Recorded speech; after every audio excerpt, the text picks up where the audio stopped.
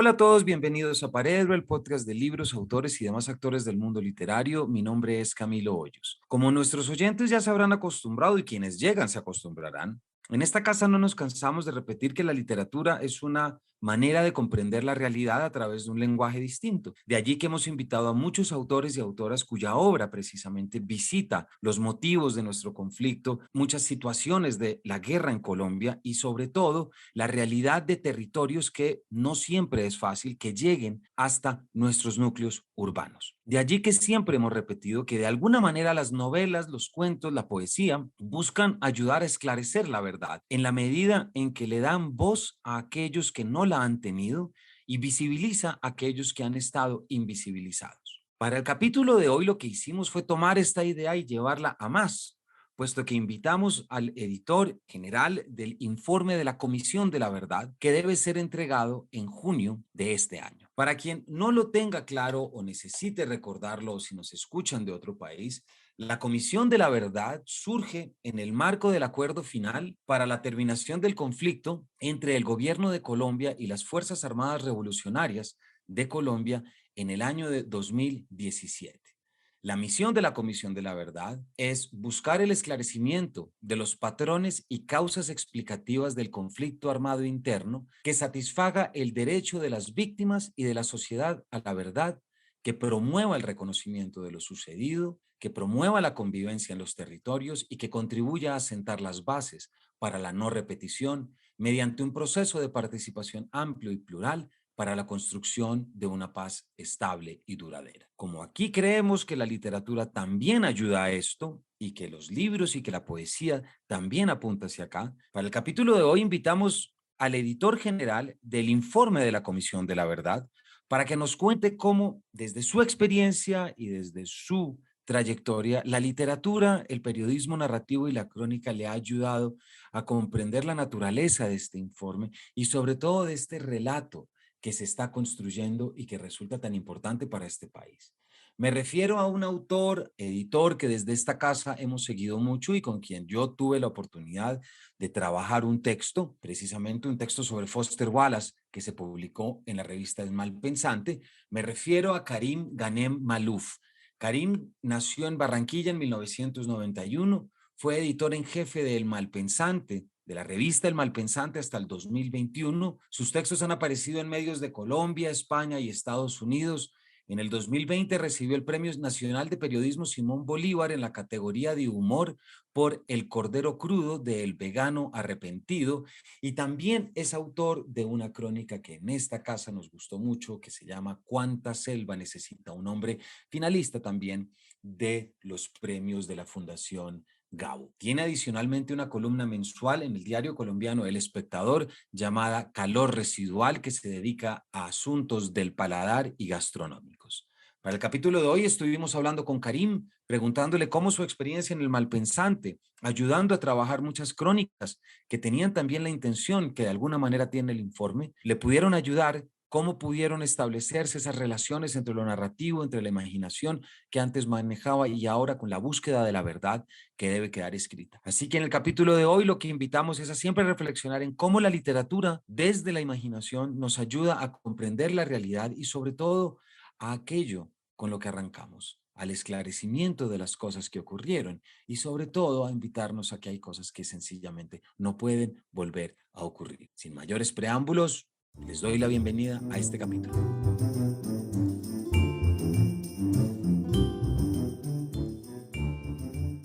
Karim, muchísimas gracias por estar en Paredro y bienvenido. Muchas gracias por la invitación, Camilo. Me gustaría, Karim, para que comenzáramos, que tú nos cuentes algo que yo estoy seguro que muchos, incluso oyentes colombianos, no han podido tener claro por problemas de comunicación que existen en este país y por polarizaciones que existen en este país, pero tú eres en este momento el editor general del informe de la Comisión de la Verdad. ¿Por qué no nos cuentas, por qué no arrancamos por ahí? ¿Por qué no nos cuentas eso qué quiere decir y eso qué significa? Bueno, Camilo, la Comisión de la Verdad hace parte de un sistema que junto con la Jurisdicción Especial para la Paz y la Unidad de Búsqueda de Personas Desaparecidas busca reparar a las víctimas del conflicto armado que hemos tenido por más de 7 décadas en el país a raíz de los acuerdos que tuvimos entre el gobierno y la guerrilla de las FARC. Entonces, esta comisión nace para esclarecer el conflicto, para brindar recomendaciones para la no repetición, o en este caso, la realidad de las cosas es que es para una no continuación, porque el conflicto se ha transformado, se ha reciclado y también ha adoptado otras maneras. Lo cierto es que todavía no ha frenado en Colombia el conflicto, entonces también recomendaciones para que eso suceda. Digamos, para ese efecto, la comisión viene trabajando en una investigación que decanta en un informe final. Entonces, alrededor de 4 años de consolidación de esta tarea de investigación, de redacción, finalizan con la publicación de ese informe que ocurrirá a mediados de este año, específicamente el 28 de junio de 2022. Y ese informe es un compendio monumental. Realmente es una investigación muy laboriosa que implica miles de personas que han estado en todos los rincones del país investigando las causas, patrones del conflicto, escuchando a las víctimas, escuchando a los victimarios. Es un informe que también tiene las voces de las personas que se han acercado a la comisión para reconocer lo que hicieron durante el conflicto, que tiene las voces también de las personas que han participado en todos los niveles, empresarios, terceros civiles, presidentes, excombatientes de las guerrillas, sobre todo de las FARC, exparamilitares y sobre todo, como te digo, víctimas, ¿no? Es darle un altavoz a las víctimas. Todo ese tejido dirigido por los 11 comisionados que integran esta institución, por los directores de área, por los investigadores y en este caso en mi rol de editor general, dirijo un grupo de editores bastante, quiero creer que son representantes del mejor talento de varias regiones del país, además, que vienen de la literatura, del periodismo, la academia, para poder encargarse de encauzar ese relato, ayudar a enfocarlo, a verificarlo, a narrarlo de la mejor manera posible para que esto llegue a todo el país y se sepa lo que nos ha pasado, se sepan también las recomendaciones para que no siga pasando. Karim, es muy interesante como hablas de tu equipo, que si acaso ahorita más adelante nos cuentas quiénes son, si se puede saber y cómo se hizo este proceso de selección, porque también si son de territorio es algo que sí que necesita este país, que los relatos se cuenten desde el territorio y no a través del filtro de sus grandes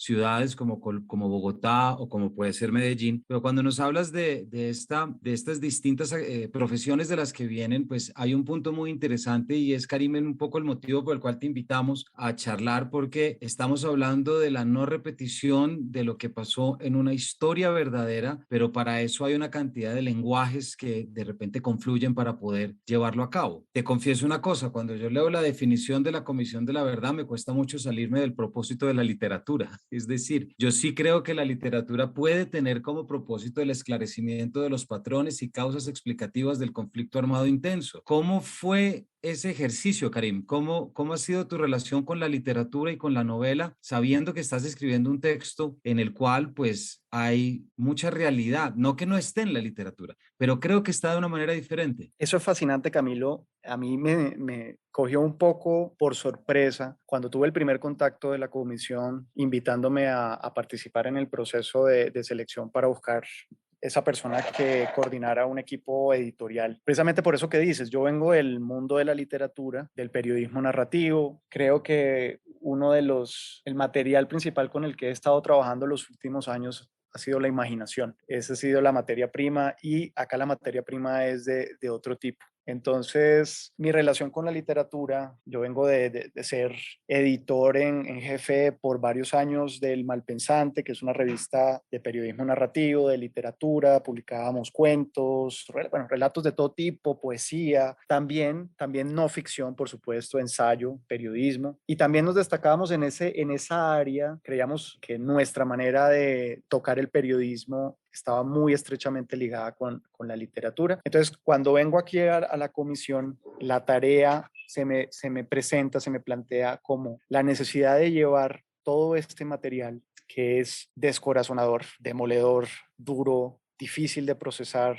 martirizador, a un gran público, cómo transformarlo en algo que sobreviva y que no quede circunscrito a una biblioteca, ¿no? Que no produzcamos un informe que termine sepultado entre otros libros, que podamos usar las herramientas de otros géneros y otras áreas, si bien no en la materia prima, sí en las estrategias para comunicar estos hallazgos. Yo creo que era mezclar lo mejor de dos mundos. Ellos hubieran podido optar por alguien que viniera del mundo de la historiografía o de la academia, o incluso que hubiera ya editado otros informes de este tipo, porque ya son todo un género, Camilo. Si tú te pones a ver, ha habido varias comisiones de la verdad en muchos rincones del mundo. Desafortunadamente digamos, ya es incluso una institución estereotípica porque han existido esta clase de conflictos y ha habido la necesidad de crear comisiones como esta en otros rincones, ¿no? De hecho, esta no es la primera comisión de esclarecimiento de Colombia, ha habido otras antes para poder estudiar lo que nos ha pasado. Es quizás, yo diría, la más ambiciosa, y definitivamente tenemos unos resultados tremendos en cuanto al nivel del archivo, de la investigación, de las voces que se han escuchado, y ojalá el informe. Teniendo eso en cuenta, claro, el material era otro. Entonces, aquí conecto con la otra pregunta que me hiciste, que era sobre el equipo. ¿A qué personas traer a trabajar en un proyecto como este, ¿no? En el que había la pretensión de que aportara la experiencia que traía del rincón literario y del periodismo narrativo a este material mucho más ligado normalmente con los informes de derechos humanos, cómo mezclar ambas cosas o cómo sacar lo mejor de ambos. Entonces, el grupo que empezamos a conformar tiene mucha experiencia como en ámbitos muy distintos, sobre todo son editores muy versátiles, son personas que en su práctica profesional pueden ser novelistas o periodistas, que han trabajado como editores, que incluso han hecho corrección. Puede que su carrera, la carrera que estudiaron, esté emparentada con las ciencias sociales. Hay muchas personas de acá que vienen de la filosofía, de la historia, del derecho. Entonces, como que todas esas herramientas confluyeran en el tener sensibilidad para el material que íbamos a tener como pericia para manejarlo y para también cumplir diferentes roles dentro de los equipos que pudieran participar dentro de la reescritura o que pudiera orientar el foco de un libro, porque este informe se compone de 11 tomos, ¿no? Entonces, que pudieran hacer cosas muy, muy diversas, lo que fuera necesario. Karim, hace poco tú hiciste la presentación de un libro, tú hablaste con Pablo Montoya, autor de Medellín, que pasó por aquí, por nuestros micrófonos, sobre una novela que se llama La sombra de Orión. Orión fue la operación Orión acontecida en las comunas de Medellín, en las cuales pues hubo una limpieza horrible, ¿verdad? En la que hubo responsabilidad del Estado, responsabilidad de las Fuerzas Armadas, pero esta es una obra de ficción que tiene como propósito poner a hablar a los muertos. Y para eso Pablo Montoya visitó los archivos y hay muchas páginas de su novela en las cuales no estamos frente a la ficción, estamos frente al material archivístico que seguramente tú también has tenido que leer, tú también has tenido que manejar. ¿Cómo fue la experiencia, Karim, de hablar sobre una novela con estas categorías ya cuando tú estabas montado con algunos meses, sino ya años, en que ya estabas trabajando sobre el informe? ¿Te tocó hacer una separación? ¿Cómo lo manejaste o cómo lo entendiste? De hecho, lo interesante era entrelazar ambas cosas. La novela de Pablo, como tú dijiste, pone a hablar a los muertos, y nosotros en el informe sobre todo ponemos a hablar a los vivos sobre lo que han sufrido. Entonces yo sentí que la novela de Pablo y lo que nosotros estamos haciendo en la comisión eran esfuerzos paralelos para llegar al mismo resultado, que es dignificar a las víctimas, contar sus historias, lo que han padecido, también cómo se han enfrentado a esos eventos, cómo se han resistido, cómo se han sobrepuesto a esas cosas. Y a mí me conmovió muchísimo la novela de Pablo. Yo leyéndola sentía que había un esfuerzo genuino por la empatía. Siento que esa es otra de las cosas que intentamos desarrollar aquí y mostrar aquí y generar en los lectores o en general en las personas que accedan al informe en todas sus versiones, porque no solamente estará la escrita, sino la transmedia y muchos otros elementos que tienen que ver con el legado de la comisión, como todas estas estrategias de comunicar lo que ha sido el trabajo de todos estos años, que no solo se decantan en el informe final, sino en un legado. Y sentía que lo de Pablo estaba muy conectado con eso, pese a que podíamos tener, y en la charla hubo puntos de vista en contradicción. Por ejemplo, yo le decía a Pablo que lo interesante de su libro en cuanto a la selección y la edición y la escritura de la voz de alguien es la interpretación. interpretar. ¿Cuál es el nivel de interpretación en la novelística? Pues toda la que quieras. Para eso es la ficción, ¿no? Entonces, aunque esto está enmarcado en un cuadro de realidad, lo de Pablo es una novela, lo que estamos haciendo en la comisión tiene que ser muy fiel, totalmente fiel a los acontecimientos. Entonces, ¿cuál es el margen de edición? Porque es que la edición no es solamente, y aquí hay algo que a mucha gente, digamos, tocó discutirlo con muchas personas, explicarlo, incluso entenderlo uno mismo, es cuáles son los alcances de la edición, para qué se edita, por qué se edita. Entonces tú tienes un testimonio. ¿Qué haces con un testimonio? ¿Qué seleccionas? ¿Cómo lo interpretas? ¿Cómo lo editas? ¿Cómo pasas del oral, del registro oral al registro escrito? Eso fue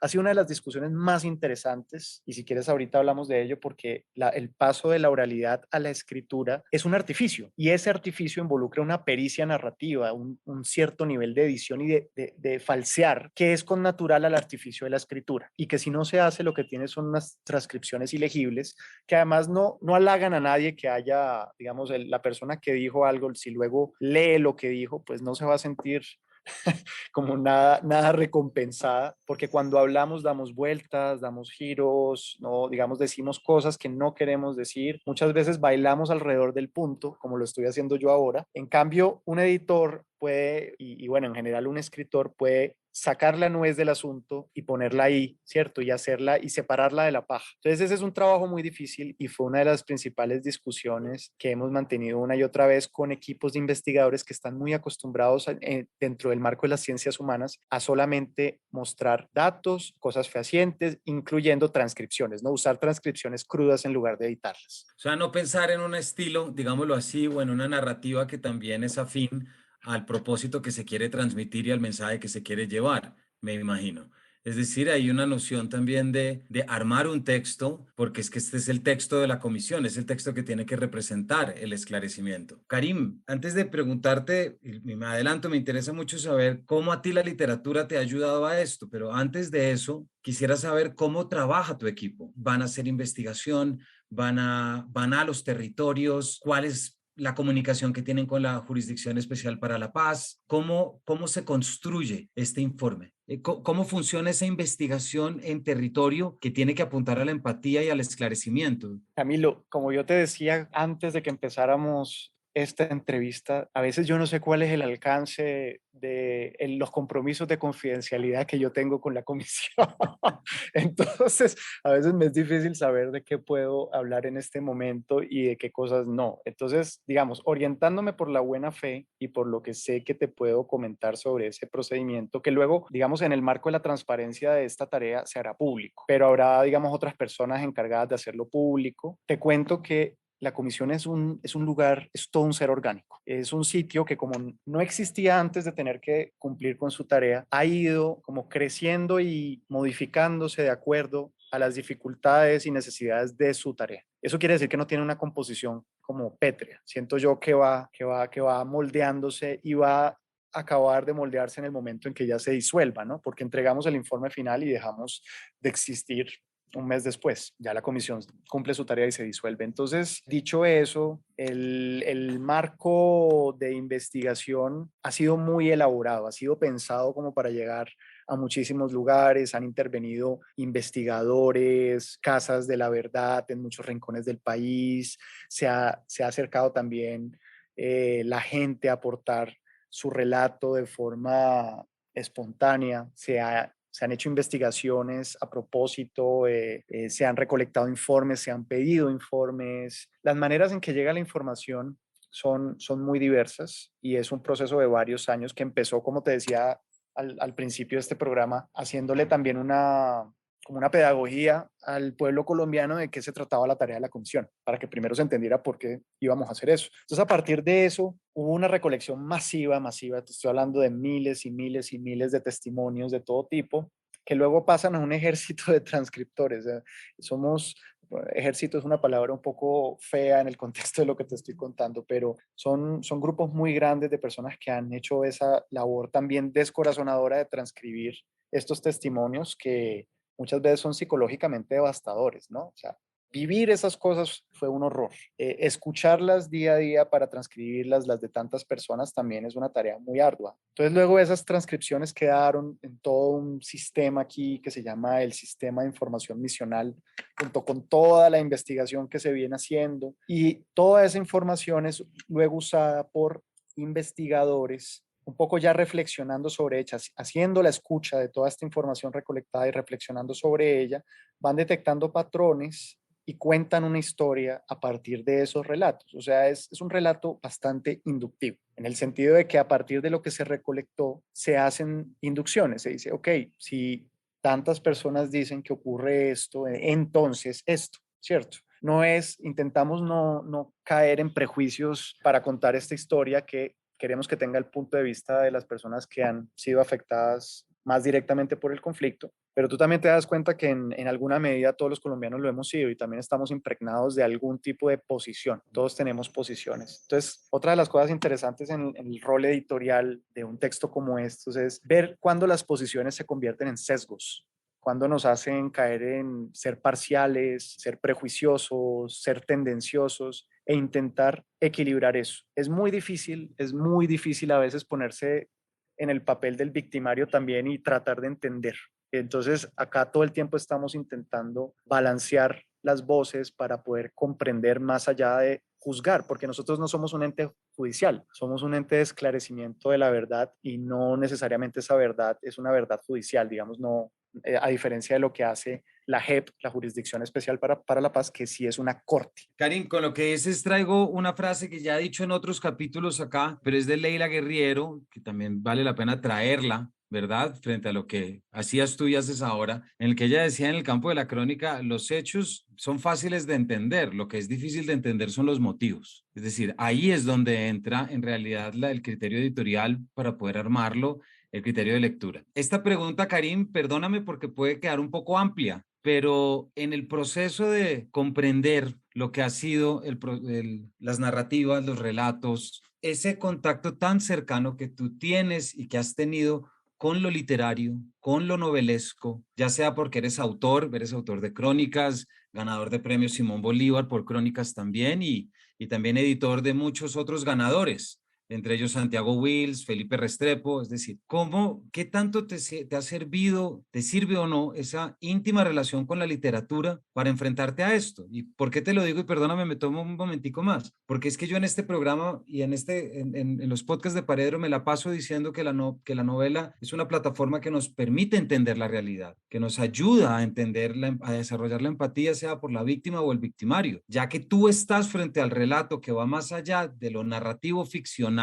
¿Por qué no nos cuentas qué mano te ha echado a ti la literatura, la poesía, el arte en general para poder enfrentarte a este terror, a este horror, o quitémosle el adjetivo a las narrativas? De tantas maneras, Camilo, que yo intento desentrañar cómo y me encuentro cada vez que pienso en ello como una manera distinta en que la literatura enmarca el panorama que tengo sobre lo que estamos haciendo, mi relación con la literatura y la sensibilidad que siento por ella. Entonces, siento que es una cosa que dependiendo del día en que me la preguntes, puedo tener una respuesta diferente. Aquí va un ensayo sobre una de ellas. Por ejemplo, cuando uno empieza a leer, es normal que uno caiga en las alegorías. Es normal que por ahí empiece el niño o la niña a leer, ¿no? Cuentos en los que es claro quién es el bueno y quién es el malo, en que haya patrones así de comportamiento, en que haya blancos y negros, en que haya el héroe y el villano. Ese es como un modo inicial de entender las cosas que a medida que uno va creciendo se va volviendo más complejo. Y entonces ya la literatura como de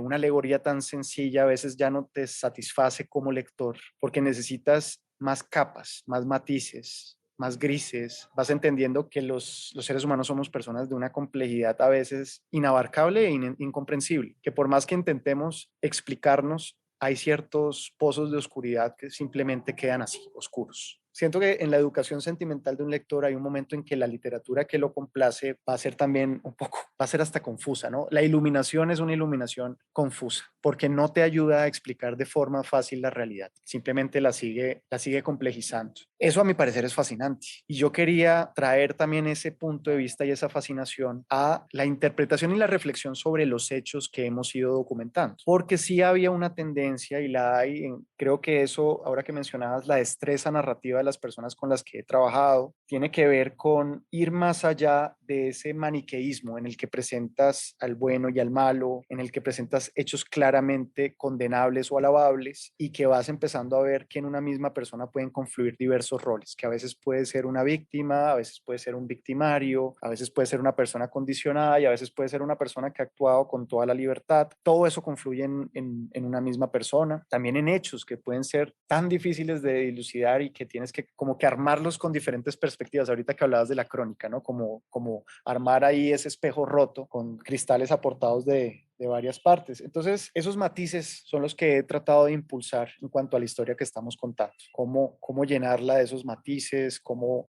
sacarla también del lugar común, que es algo a lo que a veces le huyo y que siento que puede ser útil, pero que también es el peor peligro y es siempre caer como en el estereotipo de la víctima, del hecho victimizante. Las cosas terminan perdiendo realidad. Esa es la paradoja. Tú tienes un material muy real, Camilo, que si lo narras mal va a ser irreal porque va a perder su sustancia. Entonces, cómo con ese material real, esa carne viva y adolorida de tantas personas que han aportado su testimonio, cómo le haces justicia contando las cosas de manera que esas sensaciones se transmitan al lector. Y hay ahí una gran dificultad. Karim, ¿has tenido tú de pronto alguna, ahí en el fondo de la cabeza, a lo largo de estos meses que has trabajado, algún libro, algún personaje, algún narrador, algo a lo que te hayas visto de repente regresando y que se te haya apelado de alguna manera? Me dejaste pensando. Yo he leído muchas cosas. En este tiempo en el que he estado en la comisión, me he metido más de lleno en la narrativa de la violencia, cosa que debo admitirlo.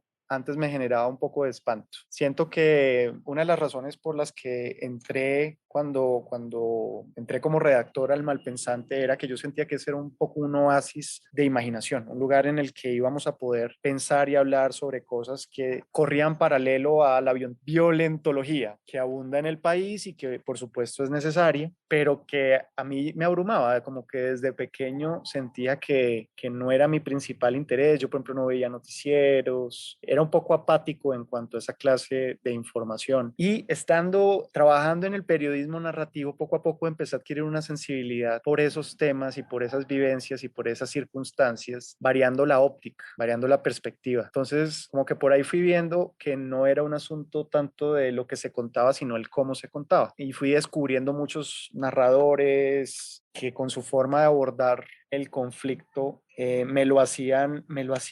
como me lo presentaban de una manera en que yo lo volví a descubrir. ¿Sabes qué? Ahora que haces esa pregunta, yo puse de ejemplo hace unos días un texto de Alma Guillermo Prieto que a mí me asombró muchísimo, porque en una de esas noches en que estábamos en un cierre de edición en la revista, uno de esos cierres tensos, fastidiosos, en los que uno está cansado y bravo con el resto del equipo y que simplemente se quiere ir para la casa, pero que tiene que esperar a que el diseñador monte algo y uno se queda acostado en un sofá mientras cumple esa etapa del proceso para uno seguir con la suya, abrí un libro de grandes reportajes y sin ver quién era la autora, me puse a leer un texto sobre Pablo Escobar y yo, mira, leí las primeras tres líneas y dije, no, otro cuento sobre Pablo Escobar, qué jartera. Yo ya, pues ya uno dice, otra vez, ya no más, o sea, ya te lo han contado tantas veces, te lo sabes de pe a pa, que ¿por qué lo leerías de nuevo? Fue fascinante, Camilo, porque yo me leí esas, no sé cuántas eran, 45 páginas de ese reportaje, era de largo aliento, y me las leí como si me estuvieran contando la historia por primera vez, con una fascinación, con una impresión de estar viendo nuevas cosas, de estar entendiendo otras, de que me habían variado la perspectiva y de que además, porque creo que eso es fundamental siempre tenerlo en cuenta, de que me estaban agradeciendo por la lectura, que me estaban brindando entretenimiento mientras me informaban de algo que es importante y doloroso. Y ese fue ese texto de Alma Guillermo Prieto. Y entonces estoy muy agradecido por ese encuentro fortuito que me permitió un cierre horrible, porque me reveló eso, que uno puede contar ese cuento que ya está dicho una y otra vez, ¿no? Que ya es como la caricatura del Che Guevara en las camisas y puede ser un nuevo relato que te brinde una nueva verdad. Ahorita que mencionas, Karim, la manera como entraste en la narrativa de la violencia, pues ese siempre ha sido un término que está amarrado a este país, ¿cierto? La literatura de la violencia, y está ese artículo de García Márquez, y siempre volvemos, y el primer párrafo de La Vorágine, ¿verdad? Y todo lo que siempre tenemos en la relación, aquello que intenta explicar por qué somos violentos. ¿Ha habido en esta nueva inmersión que has hecho ya estando aquí como editor, alguna otra novela, además de la de Pablo Montoya, que te haya llamado la atención por esa capacidad, como tú dices, que tú también tienes como objetivo en el informe, de poder prácticamente representar una forma distinta o abordar de una forma distinta el conflicto? Camilo, en este momento no se me ocurre el nombre de una novela, aunque seguramente hay varios libros de ficción que han pasado por mis manos en estos meses y que han alimentado este trabajo, pero sí se me ocurre un libro de Laura Restrepo que tiene que ver con su participación en las negociaciones con el M-19. Se llama Historia de un entusiasmo. Ese libro me pareció, además de bellamente escrito, que tiene una perspectiva que alimentó algunos, digamos, la perspectiva de algunos apartados de este informe final, que tiene, este informe final tiene, digamos, muchos cauces que alimentan el río y son de distinto tipo, tienen muchas estrategias narrativas distintas, muchas intenciones distintas, pero al menos uno de esos cauces que tiene que ver con el contexto histórico estuvo alimentado en las discusiones que tuvimos con Marta Ruiz, la comisionada, por este libro de Laura Restrepo. Se llama Historia de un entusiasmo, pero lo curioso es que antes se llamó Colombia, Historia de una traición. Ok. Es que qué hermoso ese cambio de título. 10 años después, cuando el libro se reeditó, se cambió de nombre y cambió de nombre para darle una nueva perspectiva también a lo que había sido ese proceso y lo que ocurrió. Bueno, pero ahora que te menciono eso, Camilo, fíjate, ahí hablando de esto, sí me acordé de una novela. Me la recomendó uno de los editores del grupo cuando entró a trabajar con nosotros. Me dijo, mira, yo no sé si tú conoces una novela que se llama La insensatez. Yo le dije, no la conozco. Y me dijo, esta es la novela que define lo que estamos intentando hacer. Es de Horacio Castellanos Moya. Resulta que Horacio Castellanos Moya participó como corrector de estilo y, digamos, editor de un informe de la verdad en Centroamérica, que fue una situación para él llena de paranoia, de peligro, bueno, de circunstancias también como llenas de atemorizantes, digamos. Y escribió este librito en un tono muy jocoso, muy satírico, mordaz, sobre lo que había ocurrido, cuál había sido esa experiencia. Y es divertidísimo, Camilo, es una cosa hilarante, porque también uno se pone en los pies de Horacio y uno dice, uno encuentra paralelos entre lo que es meterse con este material como un editor, ya en el plano, ya como también como un trabajador de la literatura, ponerse en este material. Entonces imagínate que el personaje de Horacio, es una novela, va robándose material confidencial, digámoslo así, en una libretita en la que va apuntando frases que le parecen enternecedoramente poéticas, que dicen los testimoniantes de la violencia, personas que dicen cosas espantosas sobre desmembramientos y muerte y soledad, pero la manera en que la dicen es asombrosamente poética, es hermosa. Entonces él va robándose esas frases y las va anotando en una libreta que esconde en su bolsillo siempre con temor de que lo descubran, de que se está, digamos, robando material. Luego pues la novela tiene muchas peripecias. Resultó que había un personaje de un español, un médico español, a quien el narrador describe como un Quijote, venido de nuevo pues como un hidalgo, perdón, como un hidalgo, venido a Centroamérica un poco a subsanar los vejámenes cometidos por sus ancestros. Y resultó que ese español, de la manera en que lo describía, a mí me sonaban campanas. Yo decía, esta descripción, pues te cuento, Camilo, que la Comisión de la Verdad de Colombia tiene un comisionado español que se llama Carlos Beristain. Y yo le conté esto y le dije, Carlos, este personaje, me dijo, soy yo. Entonces resultó que él había participado en ese proceso y Horacio, digamos, lo había novelado y lo había incluido en esta novela. Espero que Carlos, si escucha este podcast, me perdone por revelar este secreto, pero es jugosísimo, es divertísimo. Esto es en primicia para tus escuchas. Y bueno, me hizo que me gustara aún más la novela y que encontrara aún más paralelos entre lo que estábamos viviendo ahora y aquello. Eso terminó de formas bastante sórdidas. Mataron al cura que dirigió ese informe poco tiempo después de haberlo publicado. Eso fue muy, pues imagínate, multiplicó el horror Mm. de lo que habían encontrado. Pero el sentido del humor es algo que yo siempre en mi trabajo intento incorporar en lo que hago, sea como sea. Sentí que esto era como un soplo de sentido del humor a la tarea que estábamos realizando. Pues Karim, muchas gracias. Se nos agotó el tiempo, pero creo que esta última respuesta tuya sintetiza muy bien las posibilidades que conlleva siempre el esclarecimiento de la verdad, pero también los juegos entre lo que es lo novelado, pero también lo real, ¿no? Así que, Karim, muchísimas gracias por habernos acompañado, por habernos contado tu labor. Desde esta casa te admiramos mucho, siempre te hemos seguido como editor y como autor y ahorita celebrando muchísimo que este informe esté en tus manos y que estés tú detrás de esto. Camilo, muchas gracias. Está en las manos de una gente maravillosa, muy capaz. En verdad me siento privilegiado de estar trabajando en un lugar en el que hay tantas personas en las que confío y que también me pongo en sus brazos para esta tarea descomunal. Bueno, muchas gracias por invitarme al podcast. Un gusto hablar contigo. No, Karim, muchísimas gracias. Y a todos ustedes, muchísimas gracias por habernos acompañado y nos vemos en una próxima edición de este Paredro.